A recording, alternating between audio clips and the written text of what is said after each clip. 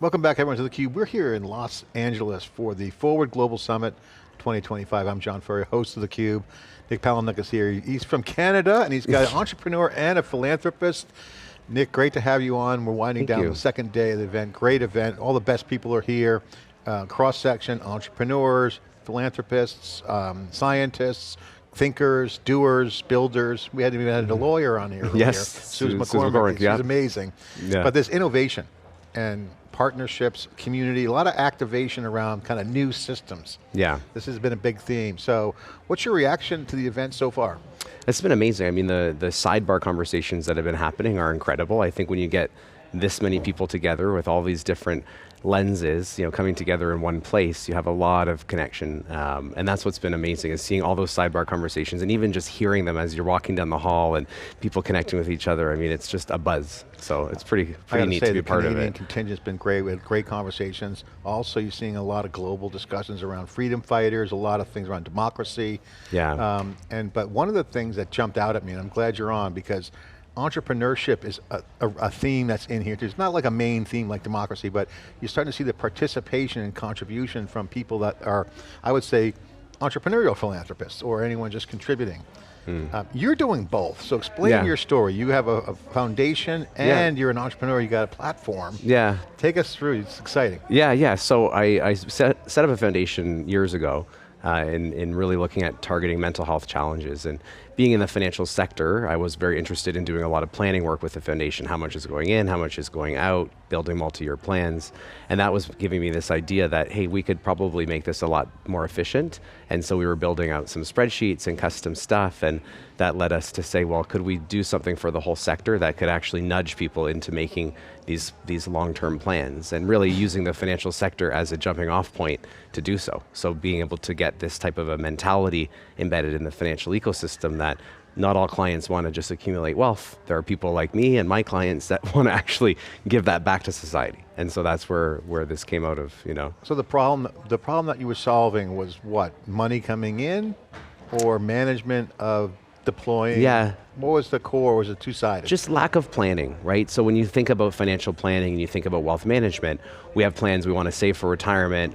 We want to gift assets to children. We want to do these things that really are wealth accumulation or wealth preservation strategies. Philanthropy is a divestiture or a movement of your power and your capital out into society, a spending out or a spending down of assets. And so that's something that the financial sector is not set up to perform. We don't have the tools and resources to do that. And so it really is, well, I guess you're gonna spend these assets, but there's no plan to do so. So that's where we're solving for that and getting organized around it. So you have a professional plan. Can you give an example? Yeah, so let's say you set up a foundation and you're really interested in philanthropy, and there's a sum of money in that foundation. What is the 5-year plan of how much you should grant out from it? And how much is going to come in the next transaction that you might have with your private company shares? What's a sustainable granting plan, or do you want that granting to end by the time you're in your 80s? So how much should be granted out on an annual basis? And should you increase your granting with inflation? Should you have multi-year commitments to charities, or maybe just one-off commitments? So it's answering those questions of how do you actually do it? What's it like to get into a foundation and deal with some of the incumbent mindsets or structures? One of the things we talked with Susan McCormick about was, she called it scaffolding. And you had scaffolding, I called it horses for courses. You see that, but if you're a small business, you don't want to scale, you're self-funded, cash flow positive, you're looking good. I want to build the next big thing, I need some R&D. Yeah. And so you have this different corporate structures. Philanthropy seems to be old and outdated. At least I shouldn't say it, let me rephrase. Philanthropy's changing, right? And it's moving from the old way to the new way. And the new way is cool in the sense that it's more systematic. The game is still the same, but there's new things happening. Yeah. How would you describe that transition from the old, I won't say slow moving, but in some cases, but it was slower, it's faster now. Yeah. I would say that sometimes people feel that they're boxed into this set of rules based on the bylaws of a foundation. So maybe some stale, mentality, but this is how we're going to work. We're going to not encroach on our capital. We're going to grant out this percentage each year, and this is the way that it's always been. But the reality is that people that are on boards can make decisions to change bylaws. we can change these things. These are not set in stone very often, right? And so I think when people are thinking about their options, now we have this opportunity to actually challenge the status quo. And so I think, to your point, people are becoming more energized to do things that are different, but they have to be, they have to understand their options, and they do have options to change. Just because something's been some way for 50 years in a family foundation doesn't mean it has to always be that way. So who's your target customer for the software platform?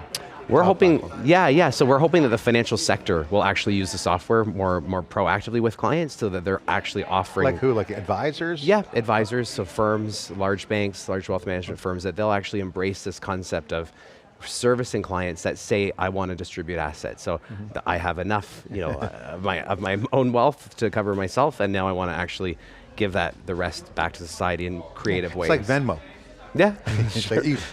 Press a button. I'm oversimplifying it, but that's the value. You're making it easier to onboard that process. Yeah, that's the gap you fill. And just make a more professional plan, and really treat it as you would any kind of financial modeling. Like if you're thinking about a retirement, if you're thinking about gifting large assets to children, we wouldn't do this without a model and without a very complex set of so you're analyses. opening up you're increasing the TAM basically for donations. Yeah, it's like a power law. You get the long tail. Yeah, and a lot of people too don't understand the capacity that they have. So for example, if you have someone that you sit down and say, well, if you were to grant out this much from your fund, this is where you're going to end up being in the fund in 20 years. They don't understand that that's actually going to grow and accumulate. And so if we actually say, okay, well, this is the amount you'd have to grant out, that's powerful information. Got it. All right, let's talk about some of the work you're doing around mental health. You brought that up earlier. I looked at some of the stats on the Pew Research session I went to yesterday. It was about democracy, but it was good to see how they organized. There's obviously money in politics. That's the top line. Everyone's talking about that. But there is a mental health crisis. Yeah. We're seeing a lot of discussions around, if you could have got involved in social media earlier and not regulate, maybe put some guardrails around, but you're seeing AI build systems where I heard a stat where someone was saying that teenagers having their first sexual experience with bots and artificial intelligence, which is weird, but okay, I guess that's the culture shift. But in general, you're starting to see a lot more impact from, say, social media. You're seeing anxiety up in schools. Yeah. Bipolar, more spectrum kind of numbers that we've never seen before. I'm not sure. I'm not an expert in this, so take me through some of the things that you're seeing, and what are some of the things you're directing resource at? So when I started out, and I have a personal experience. My father committed suicide, and so I had a really difficult time looking at the mental health situation in Canada, and people were lacking access to care, and there were a lot of structural issues. However, when I started to go down this path, and I was in Malawi in East Africa, I started to recognize that people there, I was there visiting a girls' education NGO, realized that they actually have a significant lack of support. 0 organizations were operating in Malawi with a mental health lens. And so what we realized is that there was this very basic need in developing countries for access to mental health care. And so my priorities shifted to go towards that direction, to say there are actually needs that are being completely unfulfilled in the emerging world. Just staff or just resource? Resources. There's no programs, there were no group therapy programs, there was no one-on-one. There are 2 psychologists in all of Malawi, in this country in East Africa, for over 20 million people. So there's a lot of, there's just a lot. To get an appointment there. Yeah, and it was difficult to hear local leaders there say, this is an area that funders have continuously unfunded. They have not viewed this as a priority, where they're viewing what their lens of impact is for the country. That is where they're funding. And so it was very difficult to hear leaders say, we just never received. So they saw the priority. Yes. And external did not. Yeah, so I met with politicians, I met with senior folks within the country that said, and community leaders right down at like church leaders even, that were saying, we're being given people, women that are depressed and they're suicidal, and there's no programs for us to support. So that was where I realized, in Canada where we're funding, there are issues, but there are really basic problems to solve in countries where there just simply hasn't been any funding at all. And so that's where I've What are some of the things you're working on now? Can you share any projects that you like, where you're directing?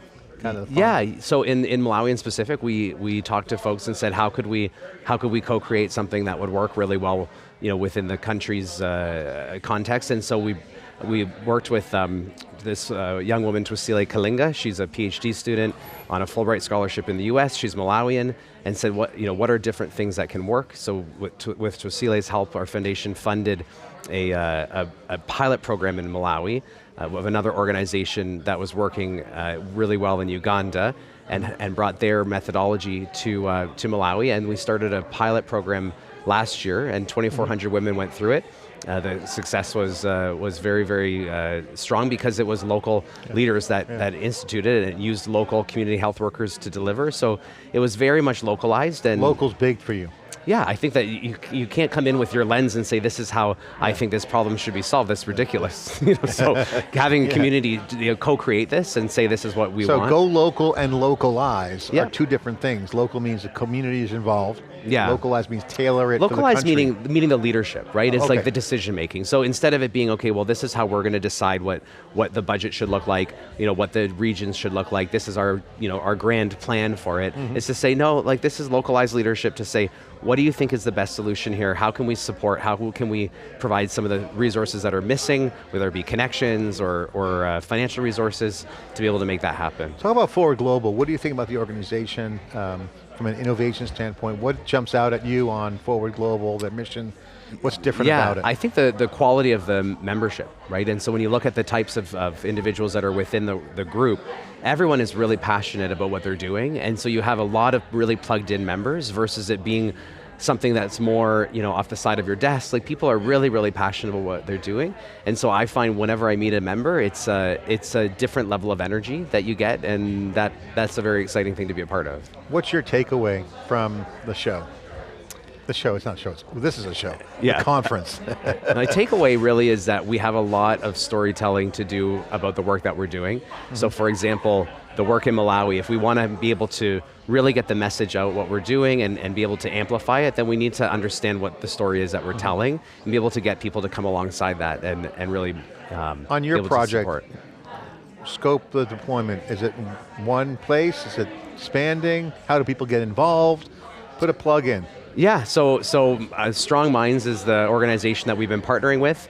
They're moving all through East Africa, so there's a lot of opportunity for growth, and it's proven. It's a process that really is working in East Africa. So awesome. And plans, your focus for your next year. What's the goal? The hope is that the pilot project will turn into something more long-term and staying. There is a memorandum of understanding with the government that we can operate in Malawi and do this project, so hopefully we'll be able to expand to other regions within the country and see how that goes. Has there been any parts of this event here at Forward Global? I mean, storytelling makes movements, I totally love that one.